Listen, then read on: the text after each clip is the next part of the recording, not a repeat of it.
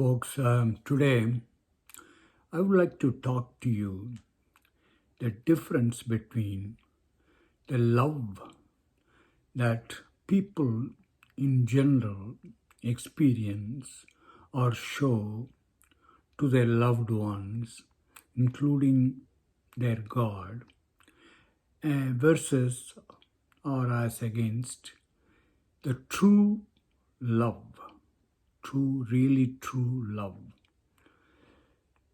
That's what I'm going to talk to you today.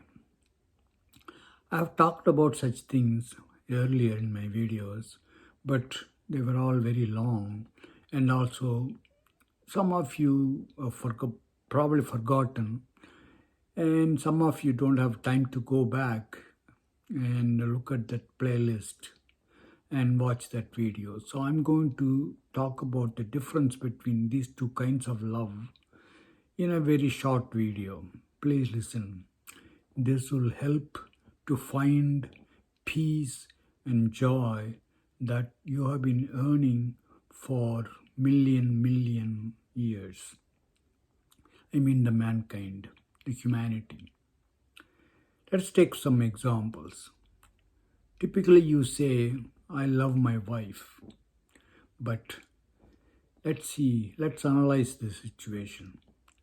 Some figure appears in your world, some woman figure appears in before you,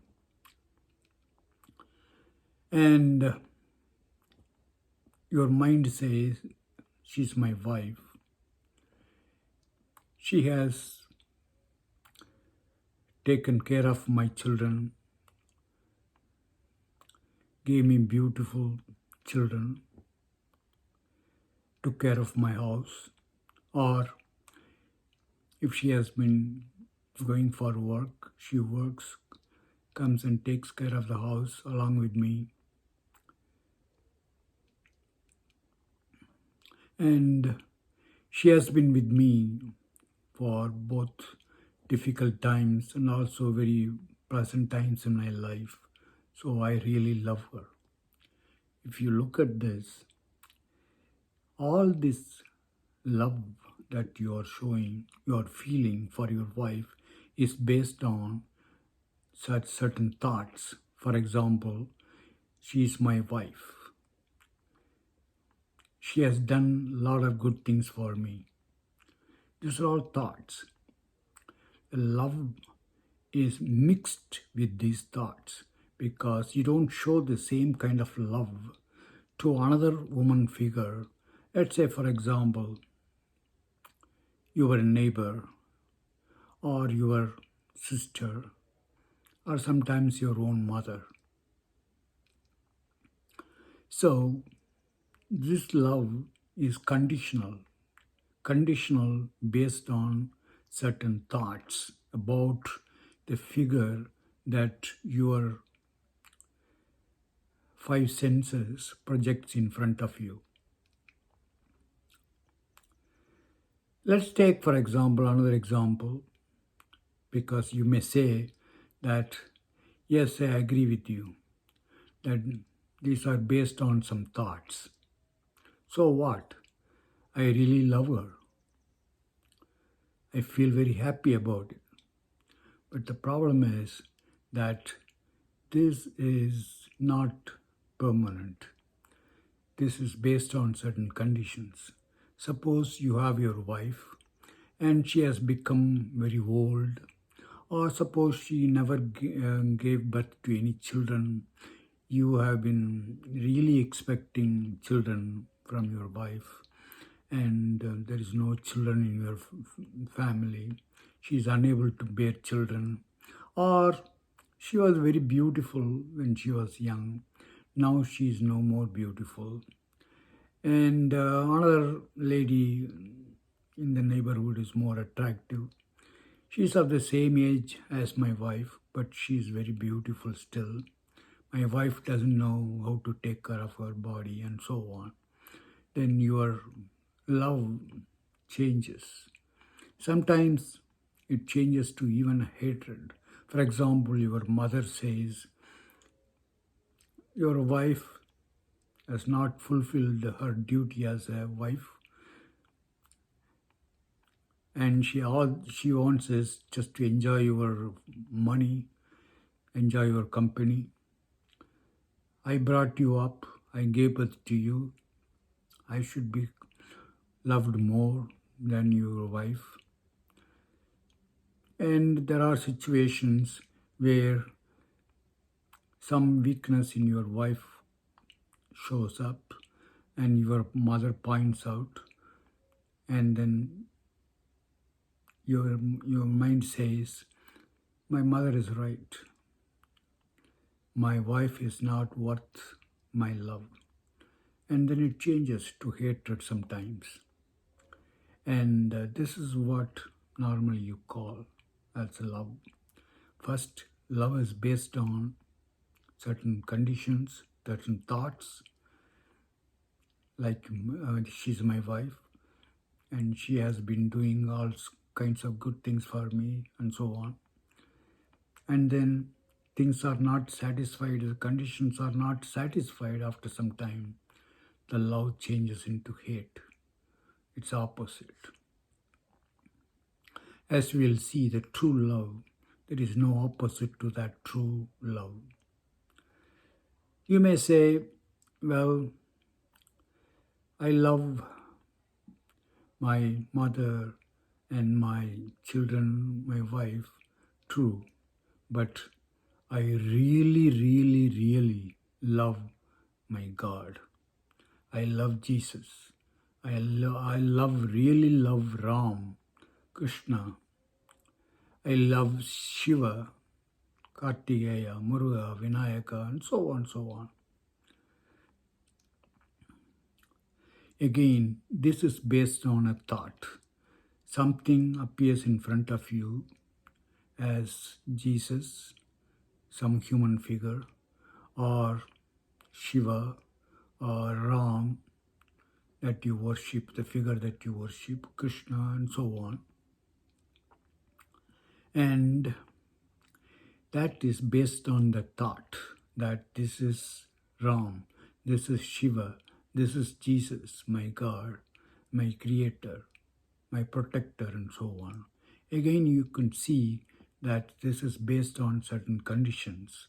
The conditions being that He has created me, He will protect me, and so on and so forth.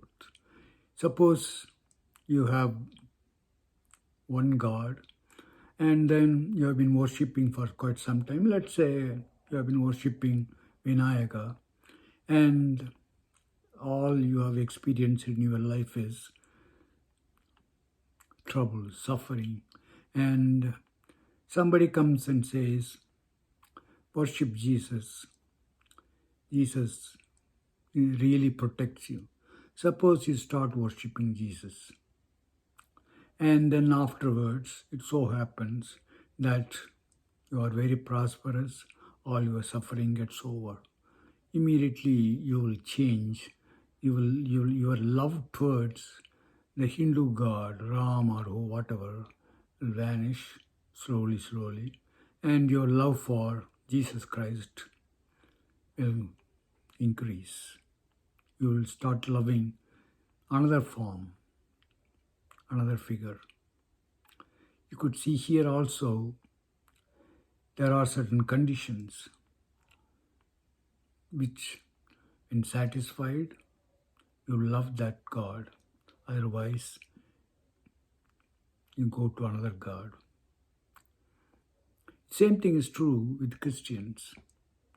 They may not get what they wanted from the figure of Jesus, and they may go in search of real God to the east. They will find some guru, and then they will bless them, and fortunately something good happens at that time. Then you will think that the real God is that Eastern God, and you will abandon your Jesus. This happened, I'm sure you will know, quite a few cases. So again, the love for your God is really based on certain thoughts and certain conditions. When those conditions are not satisfied, your love changes into hate, sometimes goes to a different form. You just abandon your previous God. So, the love that you experience for your God is also not really a true love. Suppose, as against this, or even before we go there, sometimes you may think that I love my country, I love my race more than anything else. That's very practical. I don't know where God is, but my people, my race, my countrymen are really in front of me. I see them suffering. I really love them. I'm going to work for them, and so on. Again, when you find that the same folks belonging to your race abandons you, or the same countryman that you have been really loving does something harmful to you, your love will change. Your love will change into hatred. This is not really true love, permanent love. This is just a temporary attachments. These attachments will always bind you. For example, if you love one form of God, if you try to go and even those to see, if you see the truth that this God is no more good, worshipping is no more good, it's a kind of ignorance. Even then you'll be scared, you'll be afraid to leave your original form. So it creates fear and so on. As against all this, consider the following cases. You totally understand all this love that you have been experiencing based on divisive thoughts. That is, this is my wife and that is not my wife. This is my race and that's not my race. This is my God and the other one is not my God, and so on. These are all divisions. And as long as you have these divisions in your mind, the love that is inside you will get mixed with the thoughts, and then it will result in not a really true love, but attachment based on the thoughts. If you understand this, and then remove all your divisions in your mind, divisive thoughts, and if you really understand, as I have been saying in many videos, that everything that appears in front of you are creations of the same unknown, eternal, indescribable God, then you love everybody unconditionally. You may not be able to shower them with money, help, and so on, but still you love them, all of them, just because, like you, they are all the creations of the eternal, indescribable one, energy. And that will never change, even if it changes. For example, suppose some thought comes and it distracts you, saying that you have been loving everybody, but you are miserable throughout your life. You better change, join our brotherhood, or our church, or our religion. Then you'll feel happy. Suppose somebody says, if you really have eradicated your divisions, you will immediately realize that this is a divisive thought and that will go away. So what happens is that you will not love anybody. Love is not an action. Love is not an action according to some rules devised by your mind. Whom should you love, how you should love, when you should love, and so on. But it is something inside you all the time. And that love is there. You are that love. And that one may sometimes be attachment, appear as attachment because you have divisive thoughts. But once you realize, and then the thought will, that the divisive thoughts will go away, and then you will shine again, which sometimes even without being aware of it, the true love. The true love is inside you. And when it gets mixed up with the thoughts, it becomes attachment. If you realize this, you will find peace. You will find joy. The true love is in you. It's not towards somebody. Nobody can give you that. It is inside you. If you remove all the dirts in terms of your divisive thoughts, then you will shine with that true love, which is the golden light. Folks, that's what I want to talk to you. If you have any questions, please let me know. I will respond to them. Thank you.